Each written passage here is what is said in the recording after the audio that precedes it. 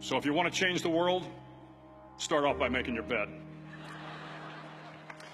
If you make your bed every morning, you will have accomplished the first task of the day. It will give you a small sense of pride, and it will encourage you to do another task, and another, and another. And by the end of the day, that one task completed will have turned into many tasks completed.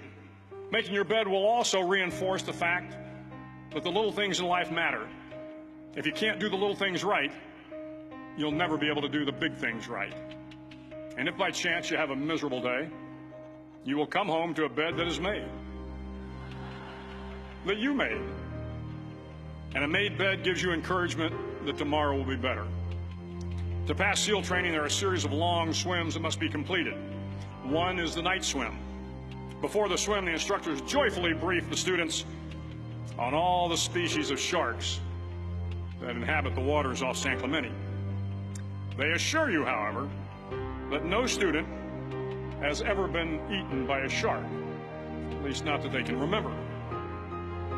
But you are also taught that if a shark begins to circle your position, stand your ground. Do not swim away. Do not act afraid. And if the shark, hungry for a midnight snack, darts towards you, then summons up all your strength and punch him in the snout, and he will turn and swim away. There are a lot of sharks in the world.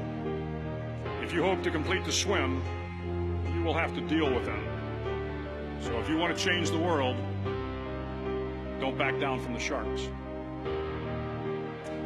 Over a few weeks of difficult training, my SEAL class, which started with 150 men, was down to just 42. There were now 6 boat crews of 7 men each. I was in the boat with the tall guys, but the best boat crew we had was made up of the little guys, the Munchkin crew, we called them. No one was over 5'5". The Munchkin boat crew had 1 American Indian, 1 African American, 1 Polish American, 1 Greek American, 1 Italian American, and 2 tough kids from the Midwest. They out-paddled, outran, and out-swam all the other boat crews. The big men in the other boat crews would always make good-natured fun of the tiny little flippers the Munchkins put on their tiny little feet prior to every swim. But somehow these little guys from every corner of the nation and the world always had the last laugh, swimming faster than everyone and reaching the shore long before the rest of us. SEAL training was a great equalizer. Nothing mattered but your will to succeed, not your color, not your ethnic background, not your education, not your social status. If you want to change the world, measure a person by the size of their heart, not by the size of their flippers. The 9th week of training is referred to as Hell Week.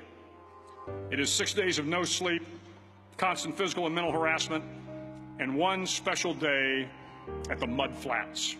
The Mud Flats are an area between San Diego and Tijuana where the water runs off and creates the Tijuana Sloughs, a swampy patch of terrain where the mud will engulf you.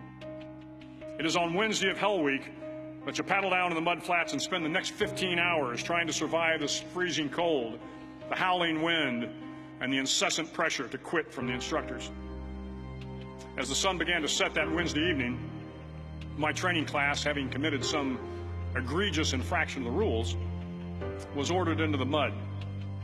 The mud consumed each man till there was nothing visible but our heads. The instructors told us we could leave the mud if only 5 men would quit. Only 5 men, just 5 men, and we could get out of the oppressive cold. Looking around the mud flat, it was apparent that some students were about to give up. It was still over 8 hours till the sun came up. 8 more hours of bone-chilling cold. The chattering teeth and the shivering moans of the trainees were so loud, it was hard to hear anything. And then one voice began to echo through the night. One voice raised in song. The song was terribly out of tune, but sung with great enthusiasm. One voice became 2, and 2 became 3, and before long, everyone in the class was singing. The instructors threatened us with more time in the mud if we kept up the singing, but the singing persisted, and somehow the mud seemed a little warmer, and the wind a little tamer, and the dawn not so far away.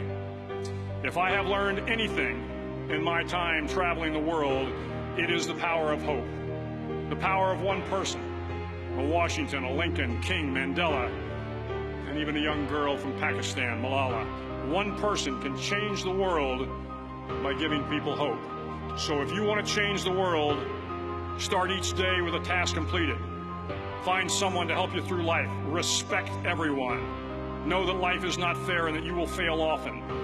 But if you take some risks, step up when the times are the toughest, face down the bullies, lift up the downtrodden, and never, ever give up. If you do these things, the next generation and the generations that follow will live in a world far better than the one we have today. And what started here will indeed have changed the world for the better.